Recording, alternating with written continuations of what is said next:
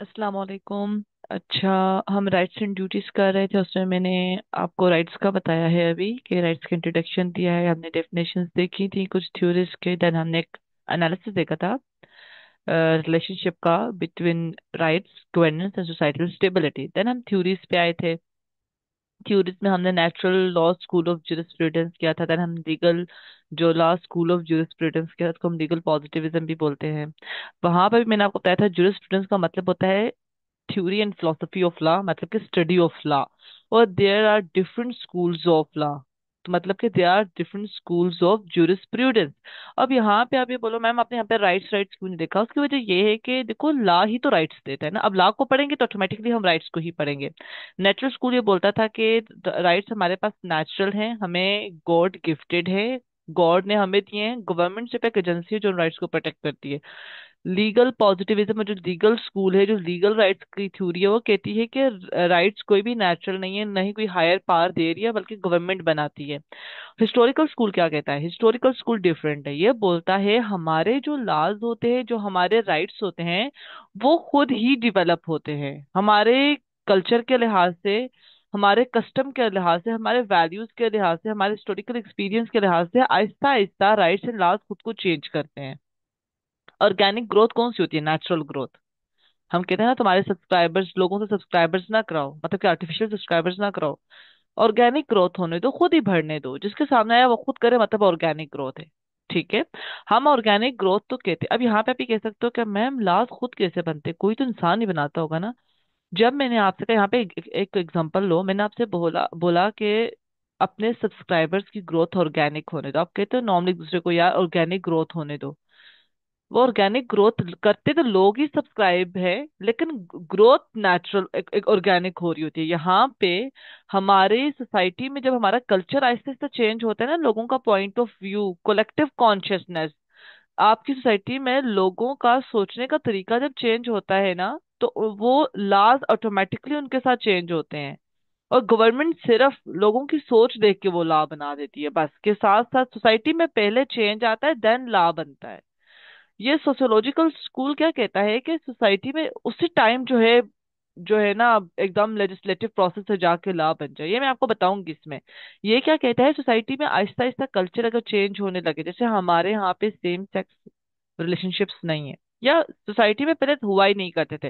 अब वैसे सोसाइटी में देखो, पहले आप देखो कि जो है ना होमोसेक्सुअलिटी थी ही नहीं बिल्कुल। लेकिन आहिस्ता आहिस्ता सोसाइटी में ना ज्यादातर कलेक्टिव कॉन्शियसनेस हुई ना लोगों की ना, स्पिरिट ऑफ पीपल, लोग मोस्टली लोग ना वेस्टर्न सोसाइटी में ये मानने लगे कि भाई होमोसेक्सुअलिटी होनी चाहिए। आहिस्ता आहिस्ता वहां पे मानने लगे लगे लगे लगे लगे, बाद में फिर जो है गवर्नमेंट वो लॉज बनाती है। यहाँ पे जो हिस्टोरिकल स्कूल बोलता है हमारे कस्टम, हमारे ट्रेडिशन बताते हैं कि हमारी सोसाइटी में इस टाइम हमारा कल्चर जो है, हमारी जो वैल्यूज है, हम जो कल्चर को फॉलो कर रहे हैं। हमारा कल्चर क्या है पाकिस्तान में कि हम होमोसेक्सुअलिटी को नहीं मानते, तो हमारे कल्चर, हमारे लॉज में, हमारे राइट्स में भी आपको वो नजर नहीं आएगा। लेकिन जिन कंट्रीज में लोग मान रहे हैं, मतलब उन वैल्यूज को मानते हैं, तो वहां पे आपको ये नहीं है कि एकदम ही सडन। हिस्टोरिकल स्कूल कहता है कि सडन चेंज नहीं आता, ग्रेजुअल ओवर टाइम का मतलब यही है कि आहिस्ता आहिस्ता ऑर्गेनिक ग्रोथ होती है। आहिस्ता आहिस्ता आहिस्ता आहिस्ता पहले सोसाइटी में लोगों के दिमाग में जाता है कि यार ये वैल्यूज हम मान रहे हैं, ये हमारा कल्चर आहिस्ता आहिस्ता चेंज हो रहा है। और फिर उसके साथ लाज भी लोगों के दरमियान दिमाग में चेंज होगा, भाई हमें सबके लाज चाहिए। आहिस्ता आहिस्ता करते करते करते फिर गवर्नमेंट भी वो लाज ले आती है। ठीक है। The historical school views rights and laws as evolving or changing organically over time, shaped by custom, tradition and historical experience. हमारे historical experience, हमारे custom, हमारे tradition के मुताबिक जो आहिस्ता आहिस्ता हमारे laws change होते हैं। जैसे अब आप फ्रेंच रेवोल्यूशन को देखो, historical experience था वहां पे। वहां पे आप फ्रेंच रेवोल्यूशन, रेवोल्यूशन आया उससे पहले हिस्ट्री क्या थी, बहुत ज्यादा जो है ना वहां पे जो आम लोग थे उनको दबाया जा रहा था। बादशाहत थी, मोनार्की थी, मोनार्क्स जो थे, जो नोबेलिटी थी, वो आम लोगों को बहुत वहां पे दबा रही थी। तो हिस्टोरिकल एक्सपीरियंस कैसा था? डिस्क्रिमिनेशन बहुत ज्यादा था। उस टाइम पे कल्चर क्या था कि जो अमीर होता था उसके पास पावर होती थी, गरीब के पास कोई पावर नहीं होती थी। लेकिन आहिस्ता आहिस्ता आहिस्ता करते लोगों के दिमाग में आया, नहीं भाई अब तो तख्ता पलट करना है, करते करते करते आहिस्ता आहिस्ता मोनार्की को उतारा, एक रिपब्लिक बनाया, आहिस्ता आहिस्ता आहिस्ता गवर्नमेंट्स बनना स्टार्ट हुई, मोनार्की बिल्कुल खत्म हुई। देखो लॉज चेंज हो रहे हैं आहिस्ता आहिस्ता। अब जब लॉज चेंज हुए, राइट्स भी चेंज हुए, आम लोगों को भी राइट्स मिलने लग गए, पहले बिल्कुल नहीं थे। एक गरीब अवाम उठ के मोनार्क के सामने बोल नहीं सकता था, नोबेलिटी के सामने बोल नहीं सकता था, लेकिन आहिस्ता आहिस्ता आहिस्ता चेंज। आज मोनार्की आपको वो वाली, कहीं पे अगर मोनार्की का थोड़ा निजाम है भी तो वो उस टाइप का नहीं है, नहीं है ना। तो आहिस्ता आहिस्ता हमारा जिस तरह हमारा हिस्टोरिकल एक्सपीरियंस मिल के, हमारा ट्रेडिशन, हमारा कस्टम, हमारे कल्चर, हमारे वैल्यूज दिन ब दिन हमारा ना, आप देखो पुराने, आप एक सेंचुरी पीछे जाकर देखो तो कस्टम कल्चर डिफरेंट था, आज डिफरेंट है। तो उस टाइम के कल्चर और कस्टम के लिहाज से लॉज और राइट्स उस तरह के थे। आजकल के जो कस्टम और कल्चर है, जो वैल्यूज को लोग मानते हैं, उनके मुताबिक राइट्स थे। पहले होमोसेक्सुअलिटी थी ही नहीं। अब बहुत सारी कंट्रीज होमोसेक्सुअलिटी को भी रिकग्नाइज करते हैं। क्यों? क्योंकि वहां पे लोग कलेक्टिवली ये मान रहे हैं कि होमोसेक्सुअलिटी होनी चाहिए। तो हिस्टोरिकल स्कूल ये कहता है जहाँ पे ज्यादातर लोग वैल्यूज को अपहोल्ड करें, मतलब कुछ जो भी वैल्यूज को वो मान रहे हो, जो भी कल्चर को वो मान रहे हो, पहले वो आहिस्ता आहिस्ता वो चीज सोसाइटी के स्केलेटन, सोसाइटी के ढांचे में आती है। देन वो फिर लॉ में क्या होती है, आहिस्ता आहिस्ता लॉ में कन्वर्ट हो जाती है। ये बोलता है जो है हमारा सोशियोलॉजिकल स्कूल, ये कहते हैं कि जो सोशल चेंज होता है ना, वो इतना तेज नहीं होता है, आराम आराम से होती है। एवोल्यूशन सडन नहीं होती है और नहीं फोर्स्ड होती है, बल्कि आहिस्ता आहिस्ता सोसाइटी पे शिफ्ट आता है। जैसे आप एग्जांपल ले लें, as people change the way they live due to technological advancements, economic transformation और cultural shift, जैसे जैसे लोग अपने रहने का तरीका चेंज करते जा रहे हैं ना, टेक्नोलॉजी में एडवांसमेंट आई है। इंडस्ट्रीज थी नहीं, लोग फार्मर्स थे, इंडस्ट्रीज आई तो लोगों ने अपना वो ऑक्यूपेशन छोड़ा और आके इंडस्ट्रीज में काम करना स्टार्ट कर दिया। इंडस्ट्रीज के बाद अब देखो टेक्नोलॉजिकल एडवांसमेंट इतनी ज्यादा आई है, इतनी ज्यादा ये लोग एआई यूज करने लग गए हैं। मतलब आहिस्ता आहिस्ता वैल्यूज चेंज हो रही हैं लोगों की ना, तो उसके लिहाज से राइट्स भी चेंज होते हैं, लॉ भी चेंज होता है। पहले जैसे जैसे लोगों ने अपने रहने का तरीका चेंज किया है ना, डिफरेंट एडवांसमेंट्स की वजह से, ट्रांसफॉर्मेशन की वजह से, कल्चरल शिफ्ट भी हुआ है, इन चेंजेस की वजह से क्या हुआ है कि these changes are mirrored in the legal system. ये चेंजेस अब मिरर्ड है लीगल सिस्टम में। आहिस्ता आहिस्ता सोसाइटी चेंज हुई है तो साथ लीगल सिस्टम भी आहिस्ता आहिस्ता साथ साथ चेंज होता रहा है। ऐसा ही है ना, आहिस्ता आहिस्ता चेंज होता रहा है। ये नहीं है कि फोर्स्ड और सडन, सडन नहीं है। जैसे सोशियोलॉजिकल स्कूल तो ये कहते हैं ना कि सडन उस टाइम जो नीड है उसी टाइम लॉ चेंज कर दो, ये कहते हैं नहीं, बिल्कुल ग्रेजुअली आहिस्ता आहिस्ता हिस्ट्री को देखते देखते देखते आहिस्ता आहिस्ता जो है ना वो चेंज आता है। ठीक है, आहिस्ता आहिस्ता चेंज आता है। लोगों का काम होता जरूर है, रोल ऑफ पीपल आपको यहाँ पे नजर आएगा, लेकिन लोगों का काम सिर्फ इतना होता है, जैसे कि हिस्टोरिक स्कूल स्कूल किस चीज पे स्ट्रेस देता है कि ये किस तरह होता है, चेंज चेंज हैपेंस अनकॉन्शियसली और collectively rather than through deliberate action. ठीक है, अनकॉन्शियसली पहले लोग वैल्यूज को अपनाते हैं कि यार ये वैल्यू होनी चाहिए, हमारी सोसाइटी में होनी चाहिए। आहिस्ता आहिस्ता जो है जाके फिर वो लीगल सिस्टम, फिर उसको जो है, देखो जो चीज हम सोच रहे हैं, हम अनकॉन्शियसली सोचते हैं यार ऐसा होना चाहिए, ऐसा होना चाहिए हमारी सोसाइटी में, कलेक्टिवली हम लोग ये सोच होते हैं। फिर आहिस्ता आहिस्ता वो चीज क्या होती है, वो चीज हमारे कल्चर का पार्ट बनने लग जाती है। पहले हम वो सोचते हैं, वो चीज हमारे कल्चर का किस्सा, ज्यादातर लोग उसको मानना स्टार्ट कर देंगे, वो हमारे कल्चर का पार्ट बनती है। फिर जाके लीगल रिफॉर्म्स आते हैं, मतलब ये सडन और फोर्स नहीं होती, ये आहिस्ता आहिस्ता आपकी सोसाइटी का पार्ट बनती है। ठीक है, ओके। ये मैंने आपको बता दिया कि ऑर्गेनिक ग्रोथ होती है, आराम आराम से होती है, ये हमारे कस्टम, ट्रेडिशन, हिस्टोरिकल एक्सपीरियंस से हमारा जो है वो राइट्स और लॉ शेप होता है। अच्छा, this school argues that rights reflect a societies values and culture rather than being based on universal और नेचुरल प्रिंसिपल्स। ये जो स्कूल है, हिस्टोरिकल स्कूल, ये नेचुरल जो राइट्स की थ्योरी है उसको निगेट करता है, उसे कॉन्ट्राडिक्ट करता है। ये बोलता है कि कोई भी यूनिवर्सल और नेचुरल प्रिंसिपल टाइप राइट्स और लॉज नहीं होते, बल्कि जो राइट्स होते हैं या जो लॉज होते हैं वो सोसाइटी के कल्चर का मिरर होते हैं। सोसाइटी में जो भी कल्चर है, लोग जो भी वैल्यूज को अपना रहे हैं, बस उसी के साथ आहिस्ता आहिस्ता जो है ना वो, पहले वो क्या करेंगे, वो वैल्यूज को अपनाएंगे, वो चीज मानेंगे। अभी चाहे वो लीगल जो है ना आपकी गवर्नमेंट ने पास नहीं किया वो राइट्स और लॉज, पहले आप लोग मानोगे मानोगे मानोगे, देन गवर्नमेंट जाके वो लॉ बना देगी ऐसा ऐसा, ठीक है। ये ऐसा नहीं है कि कोई यूनिवर्सल यूनिवर्सल राइट्स हैं कि नेचुरल राइट्स हैं कि हमें जो है ना किसी हायर पावर ने दे के जो है वो सोसाइटी में उतार दिया है, पैदा किया है। हिस्टोरिकल स्कूल कहता है ऐसा कुछ नहीं है, ये नेचुरल राइट्स की थ्योरी को नहीं मानते, कहते हैं कुछ भी यूनिवर्सल नेचुरल राइट्स नहीं है, बल्कि जिस सोसाइटी में जो भी कल्चर है उसके लिहाज से होंगे राइट्स। आपको हिस्टोरिकल स्कूल लिहाज से ठीक भी लगेगा, आज भी आप देखो यूनिवर्सल राइट्स जैसा कॉन्सेप्ट आपको हर जगह नजर नहीं आएगा। और राइट टू फ्री स्पीच अगर हम कहते हैं ये हमारा नेचुरल राइट है, तो फिर चाइना में क्यों नहीं है, नॉर्थ कोरिया में क्यों नहीं है, ठीक है। तो जो हिस्टोरिकल स्कूल कहते हैं ये सोसाइटी में लोग जो हैं वहां के लोग अनकॉन्शियसली किस चीज को मानते हैं, मतलब किस चीज को वो बाय मतलब कि वो अंडरस्टूड सी बात है, वो उस चीज को मान रहे हैं, वो उनकी वैल्यू है, वो उनका कल्चर है, उसी के लिहाज से उस कंट्री में लॉज होंगे और राइट्स होंगे। अब ये सोसाइटी टू सोसाइटी वेरी करता है, हिस्टोरिकल स्कूल के मुताबिक सोसाइटी टू सोसाइटी वेरी करता है राइट्स और लॉज, ठीक है। According to this perspective rights are dynamic, dynamic मतलब जो चीज चेंज हो रही हो। ये स्टैटिक नहीं, स्टैटिक चीज वो होती है जो जामिद हो, जो डोमेंसी की सूरत हाल में, डोमेंसी मतलब जो एक ही कंडीशन में रहे, ठीक है। तो ये पर्सपेक्टिव क्या कहते हैं, जो राइट्स है वो स्टैटिक नहीं है बल्कि डायनेमिक है, चेंज होते हैं एंड अडॉप्ट है सोसाइटी चेंजेस, और ये सोसाइटी के साथ साथ अपने आप को भी रीशेप करते हैं right. Rooted in established custom rather than abstract ideals, abstract ideals का यहाँ पे मतलब क्या है, ये नेचुरल राइट्स की तरफ इशारा करें। नेचुरल राइट्स की थ्योरी कहती है ना कि हमें कोई हायर पावर ने दिया है, राइट्स दिए हैं। हिस्टोरिकल स्कूल कहते हैं यार ये एब्स्ट्रैक्ट बातें हैं, कौन सी हायर पावर ने आपको दिया है, और क्या जो राइट्स आप कह रहे हैं वो सबके पास है, तो सोसाइटी में सबके पास तो एक जैसे राइट्स नहीं है। कहीं पे राइट टू फ्री स्पीच है, कहीं पे नहीं है। कहीं टू फ्रीडम है रिलीजन को एक्सरसाइज करने की, कहीं पे नहीं है। तो उसने बोला कि ये एब्स्ट्रैक्ट बातें आप ना करें, एब्स्ट्रैक्ट चीज क्या होती है जो आपको समझ ना आ रही हो। तो हिस्टोरिकल स्कूल कहते हैं यार आप लोग सही तरीके से बात करें, ये एब्स्ट्रैक्ट बातें ना करें। हमारे जो राइट्स होते हैं वो हमारी सोसाइटी के साथ आहिस्ता आहिस्ता चेंज होते हैं, ये सोसाइटी से सोसाइटी वेरी करते हैं, जिस सोसाइटी में लोग जिस चीज को मानेंगे उसी तरह के वहां पे राइट्स होंगे, जिस चीज को वो नहीं मानेंगे उस तरह के राइट्स नहीं होंगे। मतलब कि हमारे कस्टम, हमारी वैल्यूज, हमारे कल्चर को रिप्रेजेंट करते हैं हमारे राइट्स, उसमें ही रूटेड होते हैं, ना कि एब्स्ट्रैक्ट आइडियल्स में। This school rejects the notion of universal rights, seeing them as relative to specific historical and cultural context। ये लोग यूनिवर्सल राइट जैसी थ्योरी को रिजेक्ट करते हैं और बोलते हैं कि राइट्स जो है ना वो हर पीरियड के लिहाज से होते हैं, specific historical and cultural context. जिस हिस्ट्री के कॉन्टेक्स्ट में या पीरियड्स में आप राइट्स देखोगे आपको आज के टाइम से वो डिफरेंट ही नजर आएंगे। आज आप देखो फ्यूडलिज्म ने, आप पुराने टाइम में फ्यूडलिज्म देखो तो वहां पे जो फार्मर्स थे उनके राइट्स इतने नहीं थे। आज फार्मर्स प्रोटेस्ट भी करते हैं, आज फार्मर्स प्रॉपर प्रोटेस्ट करते हैं गवर्नमेंट के अगेंस्ट। तब तो फार्मर्स अपने लैंड ओनर्स के अगेंस्ट भी नहीं कर सकते, वो उनकी परमिशन के बगैर जमीन तक नहीं, इतना भी राइट नहीं था।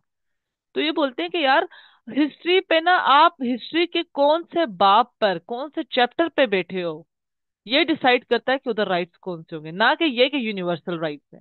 देखो जहाँ पे फेडरिक कार्लफोन सेवन ने क्या बोला था, ही advocated that law and rights develop organically with in a nation, किसी भी नेशन में किसी भी कंट्री में राइट्स ऑर्गेनिकली नेचुरली जो अपने आप को चेंज करते हैं, ऑर्गेनिकली मतलब कि स्लोली अपने आप को वो चेंज करते हैं, जिस तरह का भी लोगों की वैल्यूज होगी नेशन में, उनका कल्चर होगा, उसी तरह के लाज होंगे। देखो जो मैं सोचती हूँ, मैं सोचती हूँ मेरा कल्चर क्या है कि मेरा कल्चर ये है कि यहाँ पे होमोसेक्सुअलिटी नहीं होनी चाहिए, तो यहाँ पे होमोसेक्सुअलिटी नहीं होगी, क्यों? क्योंकि हमारा कल्चर ये है, हम मानते ये हैं। तो नेशन का कस्टम, वहां के लोग क्या चीज सोचते हैं, उसी लिहाज से वहां ऑर्गेनिकली जो है वो राइट्स एंड लॉज डेवलप होंगे, अपने आप को चेंज करते जाएंगे, ठीक है।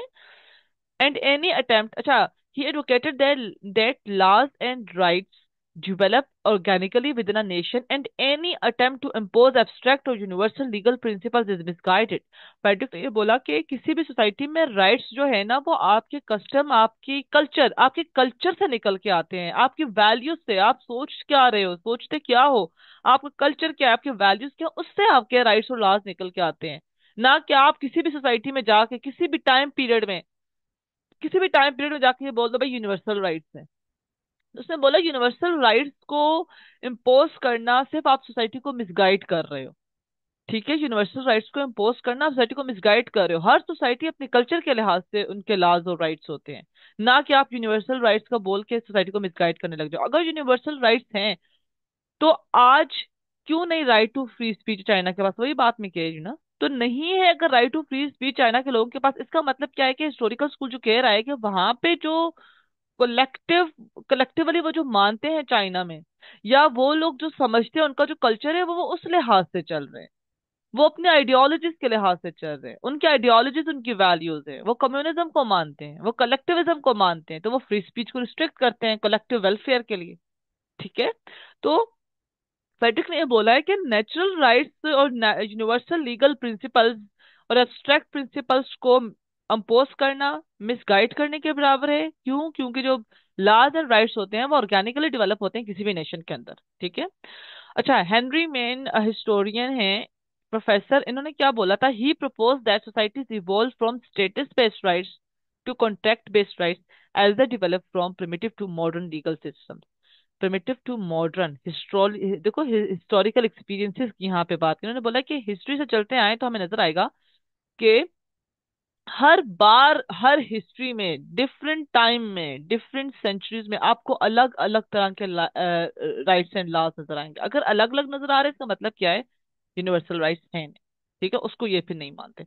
अगर आप देखो हेनरी ने ये बोला है कि अगर हम लोग पुराने टाइम में देखें तो आप फ्यूडलिज्म के टाइम में देखो, जो मेडुलर का टाइम पीरियड था वहां पे आप देखो तो फ्यूडल यूरोप में आपको क्या नजर आएगा कि एक हिरार्की होती थी। ऊपर लॉर्ड्स होते थे, नीचे पेजेंट्स, पेजेंट्स सर्व सर्व फार्मर्स जो खेतों पे काम करते, तो ऊपर लैंड ओनर्स होते थे जिनको हम लॉर्ड्स भी बोलते हैं, और नीचे सर्व्स होते थे। एक हिरार्की बनी हुई थी, फ्यूडल हिरार्की थी, ऊपर लॉर्ड्स होते थे नीचे सर्व्स होते थे। ठीक है, ऊपर लॉर्ड्स नीचे सर्व्स। सर्व्स के पास राइट्स नहीं थे और लॉर्ड्स के पास थे। क्यों? क्यों? इनके स्टेटस की वजह से, इनका बाय बर्थ जो इनको स्टेटस मिलता था ना, उसकी बेस पे इनको राइट्स दिए जाते थे। एक सर्फ के घर बच्चा पैदा होगा तो वो सर्फ ही रहेगा, कोई सोशल मोबिलिटी नहीं, सोशल रैंक में वो ऊपर नहीं जा सकता। अब एक लॉर्ड के घर पैदा होगा तो उसके पैदा होते साथ ही पता चल गया इसके राइट्स क्या है, इसकी क्या राइट्स है, इसके पास ज्यादा राइट्स है। क्यों? क्योंकि ये लॉर्ड ही बनेगा बड़ा होके। एक सर्फ के घर बच्चा पैदा हुआ, समझ आ गया भाई इसकी कोई राइट्स नहीं है। नहीं, ये तो परमिशन, लॉर्ड की परमिशन के बगैर जमीन भी नहीं छोड़ सकता, जितना लॉर्ड ने दिया उतना खा लिया। तो सर्फ के घर बच्चा पैदा होगा तो स्टेटस बेस्ड, मतलब कि जो बाय बर्थ उसको स्टेटस मिलेगा ना कि एक सर्फ के घर पैदा हुआ है, ये टैग लेगा, ये एक लॉर्ड के घर पैदा हुआ है ये टैग लेगा, ये बताएगा इनके राइट्स कितने। तो लॉर्ड्स के ज्यादा राइट्स होते थे, सर्फ्स के नहीं होते थे। तो उसने बोला पुराने टाइमों में ये होता था, लेकिन देखो चेंजिंग हुई। चेंज किस तरह ये है कि सोसाइटी जैसे ही प्रिमिटिव से मॉडर्न पे आई, मॉडर्न लीगल सिस्टम में फिर आपको कॉन्ट्रैक्ट कॉन्ट्रैक्ट बेस्ड राइट्स नजर आए। यहाँ पे कॉन्ट्रैक्ट बेस्ड, अच्छा, स्टेटस बेस्ड में आप इंडिया का कास्ट सिस्टम देख सकते हो, बड़ी ही बेहतरीन एग्जांपल। उसमें देखो जो ब्राह्मण्स होते थे, ब्राह्मण्स जो प्रीस्ट वगैरह होते थे, उनके पास लीडरशिप के भी चांसेस होते थे। वो जो रिलीजियस टेक्स्ट पढ़ सकते थे, जो इनकी मजहबी किताबें होती हैं, रिलीजियस बुक्स होती हैं, वो उनको पढ़ सकते थे, सब कुछ कर सकते थे। लेकिन जो शुद्रा होते थे, जो जिनको वो स्लेव सर्वेंट्स मानते थे, शूद्रास के पास ये राइट भी नहीं होता था कि वो रिलीजियस टेक्स्ट सुन सकते थे, सीसा पे लाकर डाल देते थे उनके कानों में। वो ब्राह्मण्स के घरों के पास से नहीं गुजरते थे, उनके साथ बैठने का तसव्वुर नहीं कर सकते थे। ये स्टेटस बेस्ड राइट्स था, राइट्स थे ना। मतलब शूद्रा के पास राइट्स ही नहीं थे ना, वो रिलीजियस टेक्स्ट सुनते थे, लीडरशिप के राइट्स नहीं थे, मतलब सोशल मोबिलिटी थी नहीं। सोशल मोबिलिटी क्या होती है कि आप अपने हालात बेहतर करो, आप मिडिल क्लास हो तो आप जो है थोड़े से ऊपर जाओ, और ऐसे ऐसे ऊपर जाते जाते आप लीड क्लास में चले जाओ अपनी मेहनत से। तो वहां पे आप जितनी भी मेहनत कर लो, पुराने टाइमों में तो स्टेटस बेस्ड राइट्स होते थे। आप बाय बर्थ जो स्टेटस मिला कि आप एक शूद्र हो तो आप शूद्र ही रहोगे। आप जितनी मेहनत कर लो, जितने भी काबिल हो, आप ब्राह्मण्स के साथ जाके नहीं बैठ सकते ना, आप कोई लीडर बन सकते हो। और ब्राह्मण्स चाहे वो कैसे भी हो, वो काबिल ना होते शूद्रा जितने, फिर भी वो लीडरशिप लीडर लीडर बन जाते थे, रिलीजियस टेक्स्ट पढ़ सकते थे। क्यों? स्टेटस बेस्ड राइट्स थे। लेकिन आजकल के टाइम में आपको इंडिया में चीज अब नजर नहीं आएगी, क्योंकि क्यों नहीं नजर नहीं आएगी? क्यों चेंज हो गया वो इसलिए चेंज हुआ क्योंकि सोसाइटी में लोगों का सोचने का तरीका वहां पे चेंज हुआ है, उनका कल्चर ऐसा ऐसा चेंज, उनके कल्चर में ये जो कास्ट सिस्टम था उन्होंने एलिमिनेट कर दिया। उन्होंने बोला ये ज्यादती है, एलिमिनेट करते चले गए वैसे ऐसा, और आज उन्होंने तकरीबन एलिमिनेट कर दिया है। अब वहां पे आपको सारे जो है एक साथ मिलते खाते पीते नजर आएंगे। कास्ट सिस्टम आप फ्यूडलिज्म भी खत्म हो गया। आज फार्मर, तब क्या होता था, फार्मर जो सर्फ होता था जिसको हम फार्मर भी बोलते हैं, वो अपने लॉर्ड के अगेंस्ट नहीं कर सकता था प्रोटेस्ट। आज फार्मर्स देखो, आप इंडिया में देखो फार्मर्स किस तरीके से प्रोटेस्ट करते हैं। फार्मर्स आजकल गवर्नमेंट के अगेंस्ट प्रोटेस्ट करते हैं, गवर्नमेंट नहीं दबा सकती इससे उनको। आजकल कॉन्ट्रैक्ट बेस्ड राइट्स होते हैं। आप अगर कहीं पे जा रहे हो जॉब के लिए, तो जो आपका वहां पे बॉस होगा, जो इंटरव्यूअर होगा, जो इंटरव्यू ले रहा होगा, एम्प्लॉयर होगा, वो क्या बोलता है एप्लीकेंट से? वो बोलता है कि बताएं भाई, आपकी क्या क्वालिफिकेशन है, आपकी क्या स्किल्स हैं। ये नहीं पूछता कि आप किसी फार्मर के बेटे हो, आप किसी रेडी वाले के बेटे हो, आप किसी मोची के बेटे हो, आप किसी नई के बेटे हो। ये नहीं पूछता, ये पूछेगा आपकी क्वालिफिकेशन क्या है, आपकी स्किल्स क्या है। और फिर उन दोनों के दरमियान कॉन्ट्रैक्ट होगा, और कॉन्ट्रैक्ट के बेस पे उसको राइट्स मिल जाएंगे। हो सकता है उसको मैनेजर बना दे तो मैनेजर के राइट्स ज्यादा होंगे, हो सकता है वो उसको उसको कुछ और बना दे, कोई अकाउंटेंट बना दे, कुछ भी बना दे, उस कॉन्ट्रैक्ट के बेस पे उसको राइट्स दे देगा उसका बॉस। इस तरह होता है ना। पुराने टाइमों में नहीं होता था ये। तो उसने बोला कि देखो पुराने टाइमों में स्टेटस बेस्ड, क्या आपको बाय बर्थ स्टेटस मिला, आप पे कितनी भी मेहनत कर लो कोई फायदा नहीं है, आपके वही राइट्स देंगे। लेकिन आज कॉन्ट्रैक्ट बेस्ड राइट्स है।